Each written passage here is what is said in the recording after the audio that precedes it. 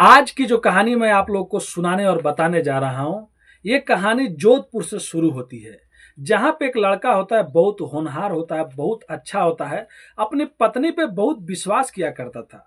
लेकिन जो उसकी पत्नी रहती है, उसकी पहली शादी हो गई रहती है, जहाँ से वो डाइवोर्स ले ली होती है। फिर उसके बाद अपने प्रेमी के साथ में मिलती थी, जुलती थी, लेकिन घर वाले उसकी दूसरी जगह शादी कर देते हैं। जो रोहित नाम का लड़का रहता है, बहुत अच्छा रहता है, लेकिन यहाँ पे भी आने के बाद उसका चाल चलन ठीक नहीं होता है। वो इतनी व्याकुल हो जाती है अपने प्रेमी से मिलने के लिए कि अपने घर पे कहती है कि एक मेरा मामा का लड़का है, उसको मैं अपने घर पे बुला सकती हूँ क्या। पति इजाजत दे देता है, लेकिन वो बुलाती है किसको? अपने आशिक को। जब उसका आशिक उसके घर पे आता है, खाना खाता है, जब रात होता है, जब वो लगभग 1 या 1.5 महीनों के बाद अपने प्रेमी से मिलती है, तब उसके दिमाग में एक प्लान आता है। पूरी बात अपने आशिक को बताती है और आशिक और उसकी जो ये लड़की रहती है मिलजुल के प्लान बनाते हैं और शादी के 1.5 या 2 महीने के अंदर ही अपने पति का बेरहमी से कत्ल करती है। और उसके बाद बचने के लिए सारे उपाय लगा दिए रहते हैं, लेकिन कहते हैं ना कि आरोपी चाहे कितनी भी साजिश रच दे, वो पुलिस से नहीं बच सकते। यहाँ पे भी वो लड़की भी ऐसी करती है। तो चलिए पूरी घटना को इस कहानी के माध्यम से बताएंगे और सोचने और समझने की कोशिश करेंगे आखिर में वो पत्नी ऐसा क्यों करती है। पहला उसका डाइवोर्स क्यों हुआ था, उसके बाद दूसरे पति के साथ में क्यों नहीं रहना चाहती थी। उससे पहले आप लोग से रिक्वेस्ट करते हैं, अगर आप भी हमारे चैनल पर नए हैं तो प्लीज चैनल को सब्सक्राइब कर लीजिए, लाइक कर दीजिए और अपनी राय कमेंट करके जरूर दीजिएगा। आपका भाई बहुत ज़्यादा मेहनत करता है, जॉब करता है, उसके बाद आप लोग के लिए वीडियो बनाता है, तो प्लीज़ अपने भाई को सपोर्ट कीजिए। बोलने में कुछ गलती हो जाए तो माफ़ कर दीजिएगा। तो नमस्ते, आदाब, सत श्री अकाल।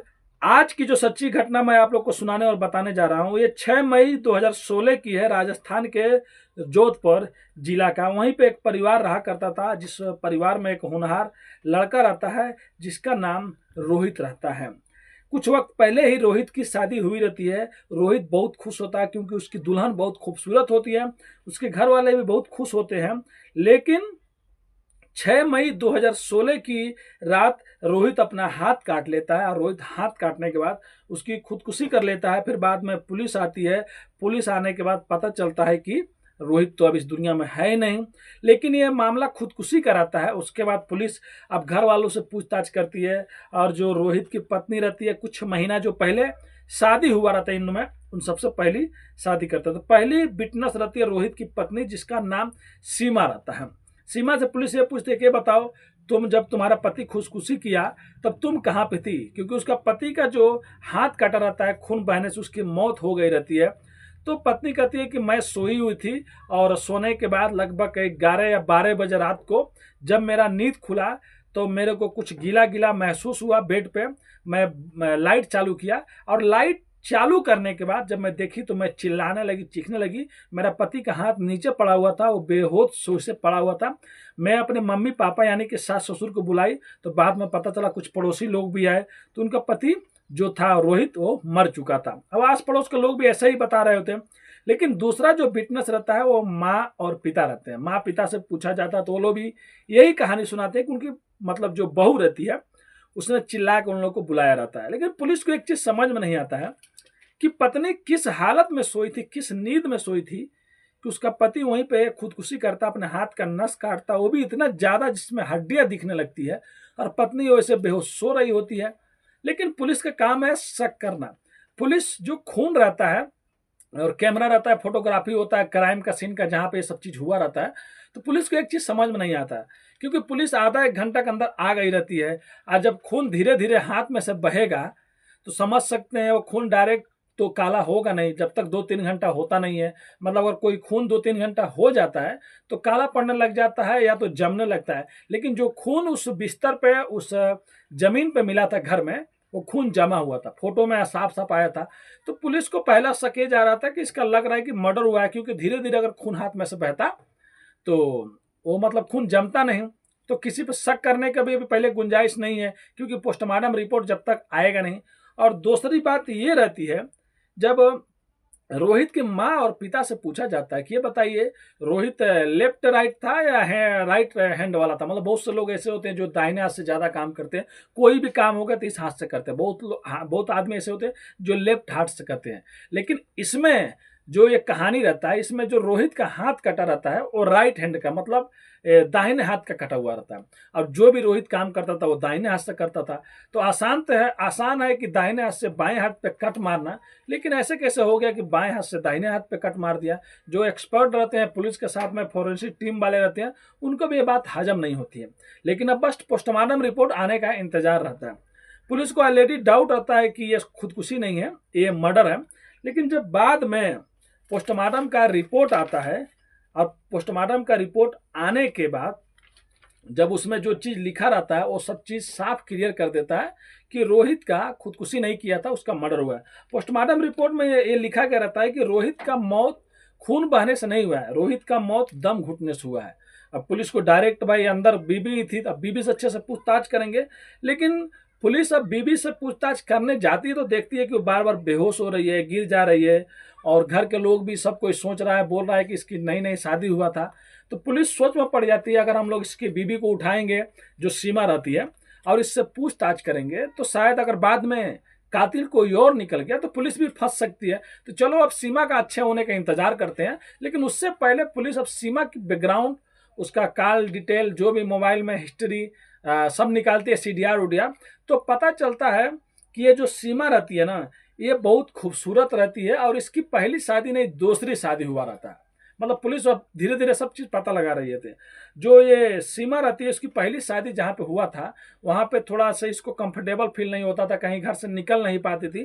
तो ये कोर्ट में डाइवोर्स के लिए अपील कर देती है। इसका पति भी मान जाता है कि जब ये मेरे साथ में नहीं रहना चाहती है तो इसको भाई चलो डाइवोर्स दे देते हैं। तो पहले पति से डाइवोर्स हो जाता था और उसके बाद ये अपने घर पे रहती है। और उसी टाइम इसके एक पड़ोस में एक लड़का रहता है जिससे इसका इश्क प्यार चला करता था। अब इससे मिलती थी, जुलती थी, आराम से अपनी अच्छी लाइफ जी रही होती है। लेकिन घर के जो माँ बाप होते हैं वो लोग यही सोचते हैं कि अगर हम लोग कल परसों अगर कभी आने वाले टाइम में मर गए, नहीं रहे दुनिया में, फिर इसका ख्याल कौन रखेगा। तो वो लोग भी शादी करने के लिए अब दूसरा लड़का देखने लगते हैं। लेकिन सीमा इसके खिलाफ रहती है, वो कहती है कि मुझे अभी शादी नहीं करना है। और इधर दूसरी साइड में एक रोहित नाम का लड़का रहता है जो अच्छे घर से रहता है, अच्छा लड़का भी रहता है। ये भी रोहित के लिए कई बहुत दिनों से, मतलब रोहित के लिए लड़की ढूंढ रहे होते हैं। और उस टाइम में जो राजस्थान का मतलब जनसंख्या था, वो आप लोग सोच सकते हैं 1000 अगर मतलब लड़के हैं तो 900 कुछ लड़कियां थी। मतलब 80-90 को शादी होती ही नहीं थी। उससे मतलब इधर उधर से होता था 2010, 12, 15 के टाइम में। अभी तो सोशल मीडिया, एनजीओ वाले बहुत से लोग ऐसे हो गए जो जागरूक करने लगे, तो लोग अपनी लड़कियों को मारना छोड़ दिए, क्योंकि बराबर रहेगा तभी तो ऐसी सुध जगह पे शादी होगा। अब रोहित को लिए लड़की भी ढूंढा जा रहा है, इधर इसके लिए भी लड़का ढूंढा जा रहा है। तो राजस्थान में बहुत से ऐसे लोग हैं जो शादियां कराते हैं पैसे लेके, मतलब उनका धंधा ऐसे है, समझ सकते हैं। अब एक शादी कराने वाला पता चलता है कि रोहित के लिए लड़कियां ढूंढी जा रही है। तो रोहित के घर वालों से मिलता है और कहता है कि 1-2 लाख रुपए उसको चाहिए और एक बहुत अच्छी लड़की है जिससे उसकी वो शादी करा देगा। घर वाले मान जाते हैं, उसको पैसा देते हैं। अब पहली बार में ये फोटो देखते हैं और इधर सीमा को देखते हैं तो सब कोई घर वाले उसको पसंद कर लेते हैं, क्योंकि वो दिखने में खूबसूरत थी। रोहित भी उसको पसंद कर लेता है। लेकिन जो सीमा के घर वाले रहते हैं वो बात छुपाते नहीं, वो कहते हैं कि हमारी बेटी का एक बार और शादी हुआ था लेकिन डाइवोर्स हो गया और ये दूसरी शादी है। तो जो रोहित के घर वाले रहते हैं वो लोग पढ़े लिखे रहते हैं, वो लोग ऐतराज नहीं करते और बहुत धूमधाम से 29 मार्च 2016 को, मतलब 29 मार्च 2016 को इनकी धूमधाम से शादी होता है। और शादी होने के बाद अच्छे से लोग एक साथ में रहने लगते हैं। और उसके बाद ये क्या बोलते हैं, पता चलता है, अब जब सीमा इनके घर आ जाती है तो उस टाइम जब शादी कराया जाता था ना, जो लोग शादी कराते थे वो लोग बहुत फ्रॉड भी करते थे। मतलब आज शादी करा दिए, 1 लाख रुपए ले लिए, 2-4 दिन बाद अगर उसकी पत्नी या लड़की बोलती थी मुझे मायके जाना, तो वो लोग वहां से फरार हो जाती। फिर वो लोग शादी कराने वाला दूसरे दूसरे से शादी कराने लगते थे, मतलब फ्रॉड ही ज्यादा करते थे। तब एक रूल आ गया था, मतलब उधर लोग पंचायत में अगर कोई भी शादी कराएगा उसको पैसे दिए जाएगा। तो एक रूल है, लड़की कम से कम 1 साल तक, कुछ महीनों तक अपने मायके नहीं जाएगी, ससुराल में ही रहेगी। हाँ, उसके घर के लोग यहाँ पे मिलने जुलने के लिए, रहने के लिए कुछ दिन के लिए आ सकते हैं। ये बात जब सीमा को पता चलती है तो सोचने लगती है, क्योंकि वो अपने आशिक से मिलने के लिए तड़प रही होती है, अपने मतलब लवर से मिलने के लिए। अब वो करे तो क्या करे। अब उसके बाद उसके मामा, मतलब अम्मा पापा उसके यहाँ पे आते हैं, लड़के घर, रोहित के घर, वो लोग मिल के जाते हैं। अब ये लड़की प्लान बनाने लगती है अपने आशिक से मिलने के लिए। एक दिन अपने पति से कहती है और अपने घर वालों से कहती है कि मेरा मामा का लड़का है और वो भी आना चाहता है मिलने के लिए। तो घर वाले कहते हैं क्या प्रॉब्लम है, वो तो साला लगेगा, सार है, ठीक है उसको भी बुला लो। लेकिन ये अपने मामा के लड़के को नहीं, अपने आशिक को बुला लेती है अपने घर पे।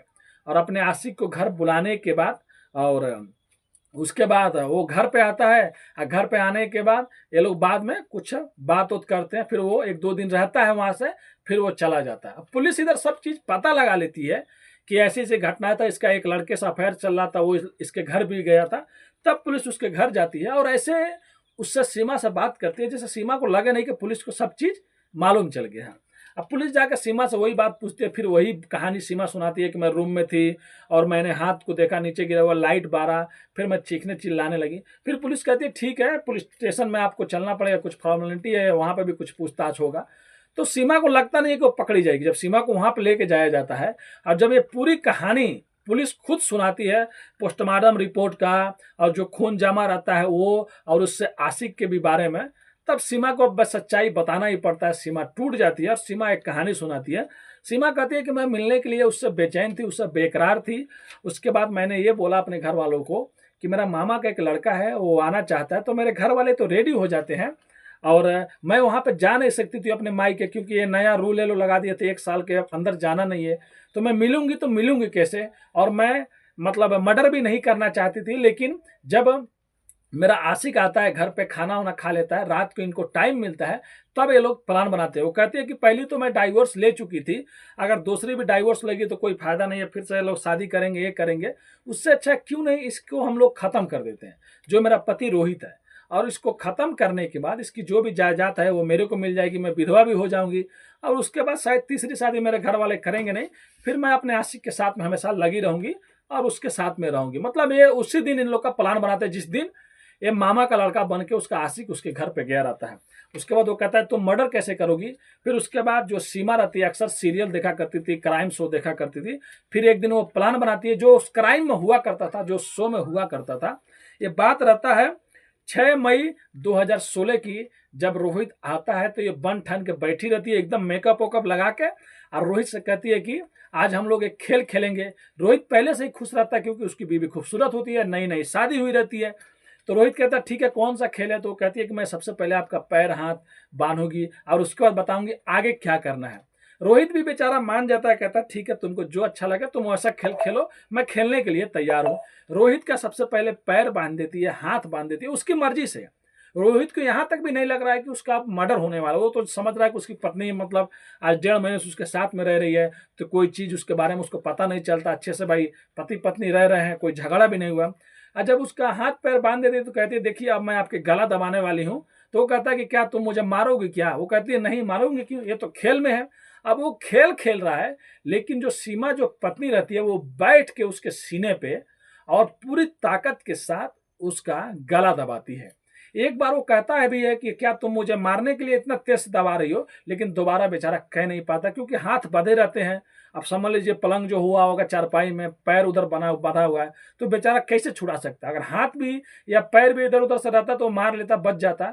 लेकिन उसके बाद ये पूरी ताकत से सीने पर बैठती है और उसका गला घोट देती है।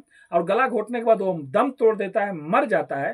फिर भी उसको विश्वास नहीं होता है। सीरियल में देखी रहती है कि बहुत से आदमी बेहोश हो जाते हैं तो मरने के मतलब सेम रहते हैं। फिर उसके बाद घर में से एक ब्लेड लाती है। ब्लेड लाने के बाद ये उसके राइट हैंड पे कट कर देती है। वो भी थोड़ा सा नहीं मारती है, डीप कटिंग मारती है, मतलब ज्यादा मारती है, हड्डी भी दिखने लगता है। पहली बात इससे ये कर देती है।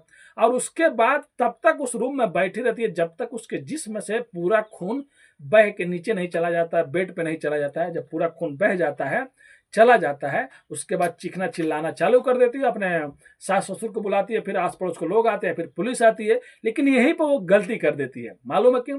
वो ये सोचती थी कि अगर मैं खून गिर जाएगा तो पुलिस को शक नहीं होगा, लेकिन उसको कट मारना चाहिए था लेफ्ट मतलब बाएं हाथ पे, लेकिन वो राइट पे मार देती है। वो यहाँ पे भूल जाती है कि जो रोहित रहता है वो राइट हैंड वाला रहता है। और उसके बाद खून भी पहले से गिरा रहता है। 2 घंटा बाद ये समझ लीजिए रोहित के माँ बाप को बुलाते हैं, चीखने चिल्लाने लगती है। तब तक पुलिस भी आती है, तब तक खून जम गया रहता है। और उसके बाद पोस्टमार्टम में भी इसका भंडा फूट जाता है। तो फिलहाल इसको पुलिस अरेस्ट कर लेती है। वहीं पे जब घर वालों को मालूम चलता है तो हर कोई सोचने लगता है कि बताइए एक बहू को जिसने प्यार से उसको रखा, ये भी जानते थे कि उसकी दूसरी शादी है, फिर भी उससे अपने लड़के की शादी कराते हैं, और वही उनके घर जाके उनके लड़के का कत्ल कर देती है। एक माँ से बेटा, एक पिता से बेटा, एक भाई से भाई, सब चीज छीन लेती है, उस घर की खुशियां। और फिर खुद ये ज़िंदगी भर जेल में सड़ती है। तो इसके आगे क्या हुआ ये तो मेरे को मालूम नहीं। मैं भी एक हैं जो शम्स ताहिर साहब, उनकी वीडियो देखता हूँ, चाहे जो भी लोग हैं जो स्टोरी वीडियो बनाते हैं, क्राइम की कहानी बताते हैं, उनकी मैं देखता हूँ और अपने मतलब तरीके से लिखता हूँ उस कहानी को, फिर आप लोग को सुनाता हूँ। तो प्लीज़ अगर आप लोग कभी हमारी वीडियो देखें तो कॉपीराइट स्ट्राइक कुछ भी मत मारिएगा। आपका भाई बहुत ज़्यादा मेहनत करता है, जॉब करता है, फिर आप लोग के लिए वीडियो बनाता है। तो प्लीज़ वीडियो को शेयर कीजिएगा और अपने भाई को सपोर्ट कीजिएगा। और हमारा मकसद किसी का भी दिल दुखाना नहीं है, अपनी कहानियों के माध्यम से बस आप लोग को सचेत और जागरूक करना है। जहाँ भी रहें तो सेफ रहें, स्वस्थ रहें और अपने फैमिली के साथ में खुश रहें। मिलते हैं नेक्स्ट वीडियो में फिर से कुछ सच्ची कहानियों के साथ। अभी के लिए अलविदा लेते हैं आप लोगों से। धन्यवाद।